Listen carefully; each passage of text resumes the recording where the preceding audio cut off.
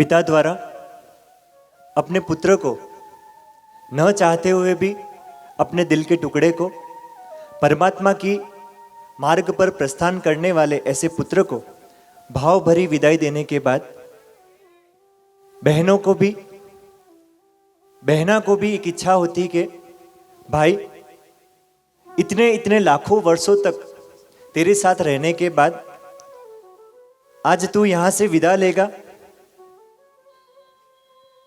और जब पता चलता है कि भाई भी परम पद की ओर प्रस्थान कर रहा है तो वो पहले तो मना बोलकर और उसके बाद खुशी खुशी परमात्मा की ओर, परमात्मा के शासन की ओर, परमात्मा के पथ की ओर उनको विदा देती है। भैया रे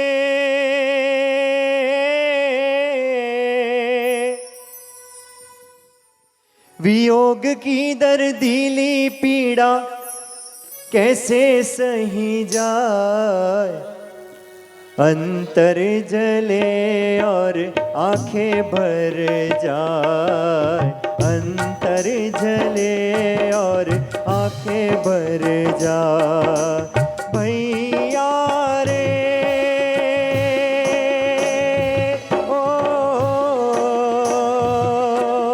वियोग की दर्दीली पीड़ा कैसे सही जाए, अंतर जले और आंखें भर जाए, अंतर जले और आंखें भर जाए।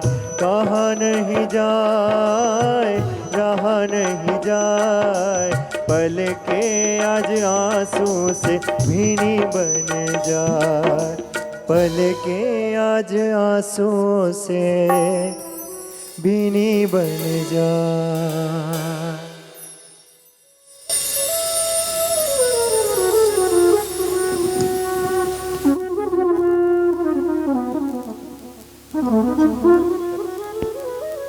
भैया, क्या आप सचमुच जा रहे हो?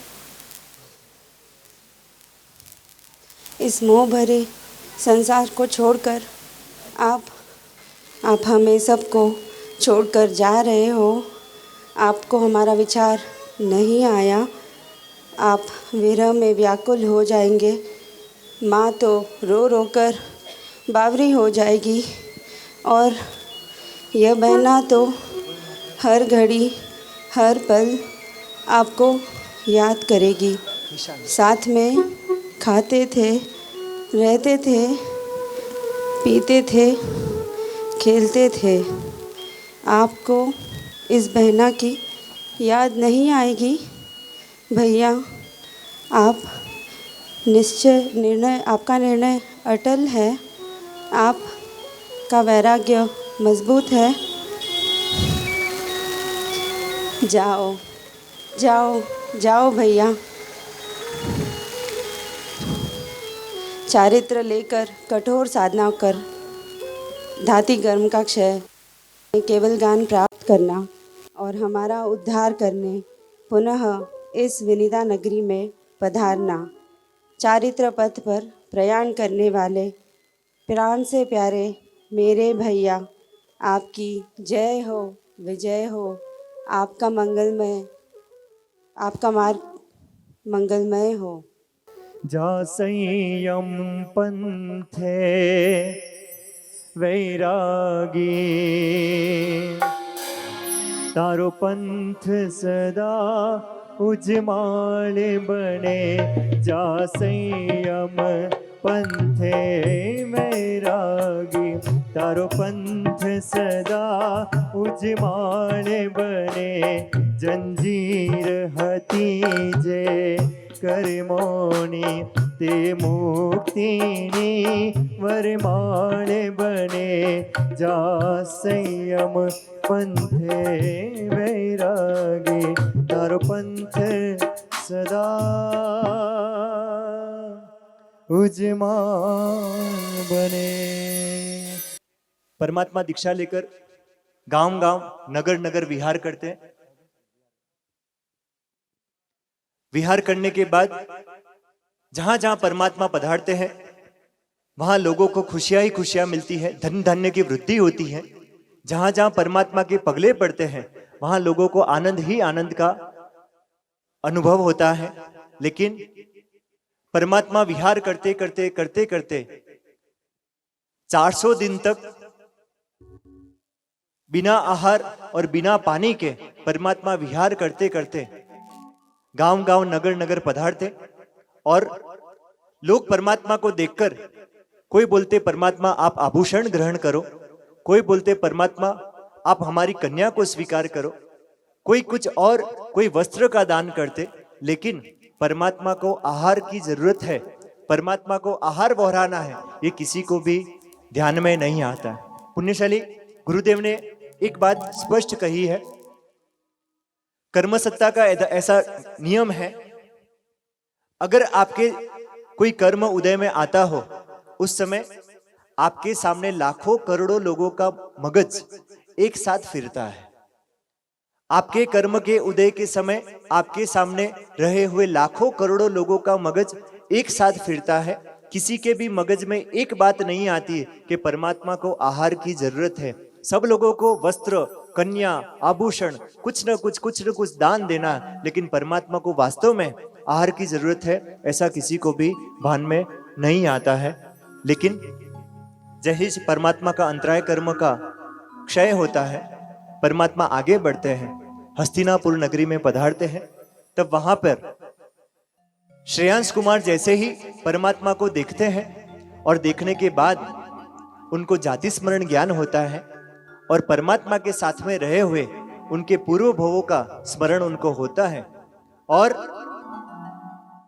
वहां पे एक किसान के द्वारा लाए हुए इक्सु रस के घड़ों से परमात्मा का वहां पे पारणा करवाते हैं और वहां पे देव पुष्प वृष्टि करते हैं, सोने मोहरे की बरसात होती है और अहो दानम इस तरह से जयकार करके परमात्मा का पारणा किया जाता है।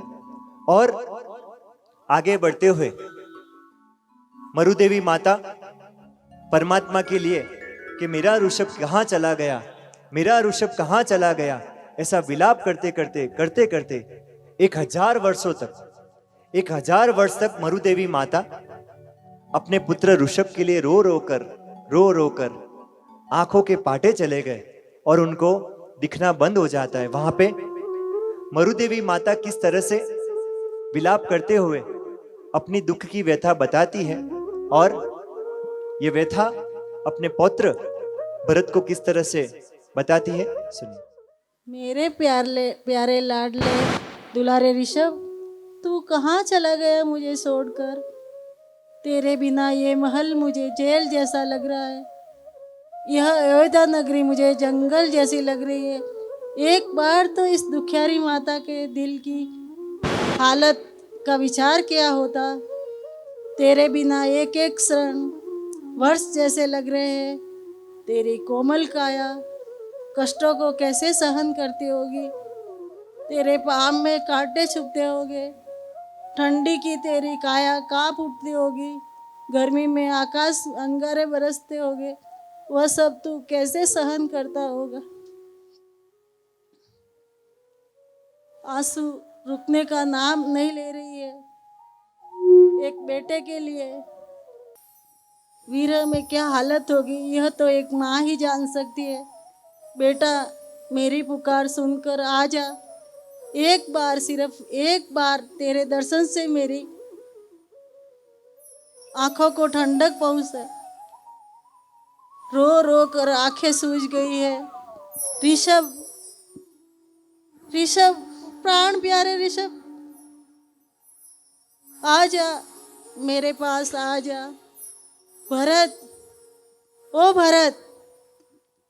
बोलिए दादी माँ। मेरे लाल की खबर मुझे दे दे। मैं एक भी पल, एक क्षण अब ऋषभ के बिना सहन नहीं कर सकती। रो रो कर आंखों की ज्योति चली गई है। भरत, तू भी नहीं सुनेगा मुझे। ऋषभ के समाचार दे दे, मेरे ऋषभ की आवाज़ सुना दे, मेरे ऋषभ को मिला दे। दादी माँ, आप चिंता ना करें, आपकी इच्छा जल्द ही पूरी होगी। दिन भर बैठी वाट जोवती, कद मारू ऋषभो आवे रे।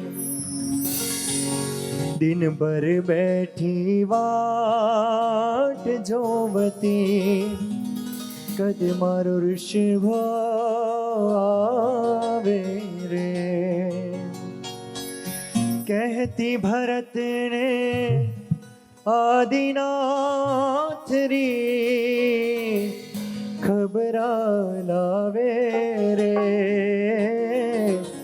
मासूम मुंडे बो,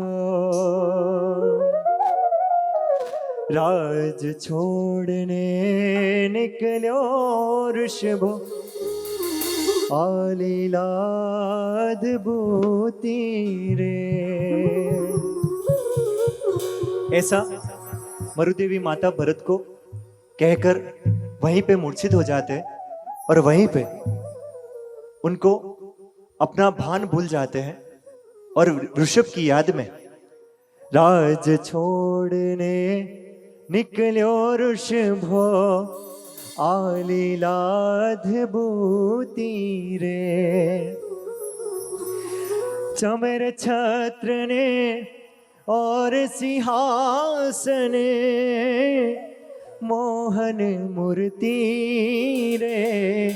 के मासूम मुंडे बोल, बोले बोले आदेश्वरी वाला, काई थारी मर्जी रे।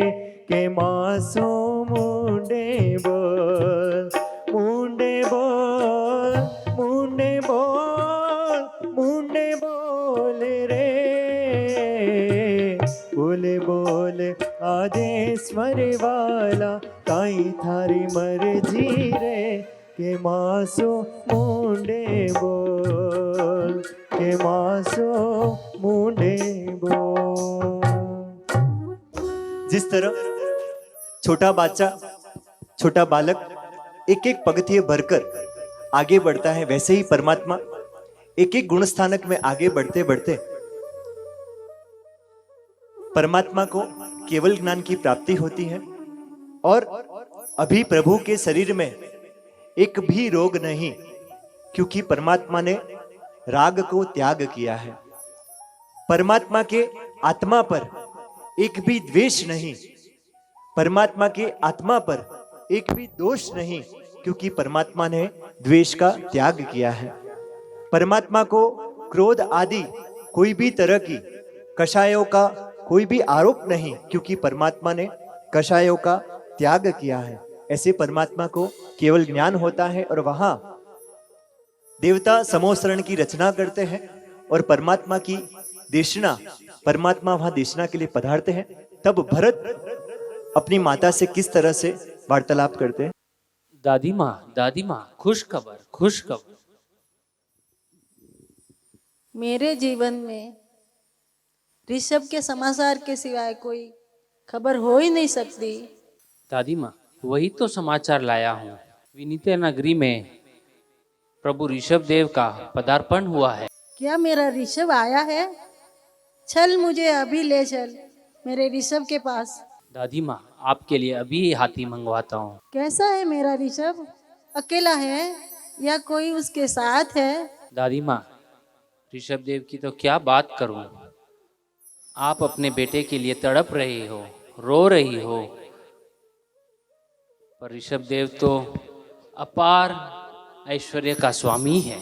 तभी भरत महाराजा द्वारा माता को बताने पर हाथी की व्यवस्था की जाती है और माता को हाथी की अंबाड़ी पर बैठाकर जिस स्थान पर, जिस दिशा में परमात्मा होते हैं, उस दिशा की ओर माता को लेकर जाते हैं। नाय धोयने गज असवारी, करी मरुदेवी माता रे। नाय धोयने गज असवारी, करी मरुदेवी माता रे। जाए बाग में नंदन निरख्यो, जाए बाग में नंदन निरख्यो, पाई सातारे के मासूम मुंडे बोल, बोले बोले आदेश्वर वाला, काई थारी मर्जी रे के मासूम मुंडे बोल। उस दिशा में परमात्मा को देखते ही माता अनित्य भावना भाते हैं कि जिस ऋषभ के लिए मैं 1000 वर्ष से रो रो कर मेरी आंखों का हाल बुरा हो गया था, मेरी आंखों की रोशनी चली गई थी और उस ऋषभ को मेरी कोई चिंता ही नहीं, लेकिन वहां पे अनित्य भावना को भाते भाते, ये संसार असार है ऐसी भावना भाते भाते अपने पुत्र से पहले शिव वधु से मिलने के लिए मोक्ष गति में वहां पे केवल ज्ञान की प्राप्ति करके मरुदेवा माता वहां पे मोक्ष में पधारते हैं। और ऐसा कहा जाता है कि अपने पुत्र से भी पहले मोक्ष कैसा है ऐसा देखने के लिए मरुदेवा माता मोक्ष में पधारते हैं।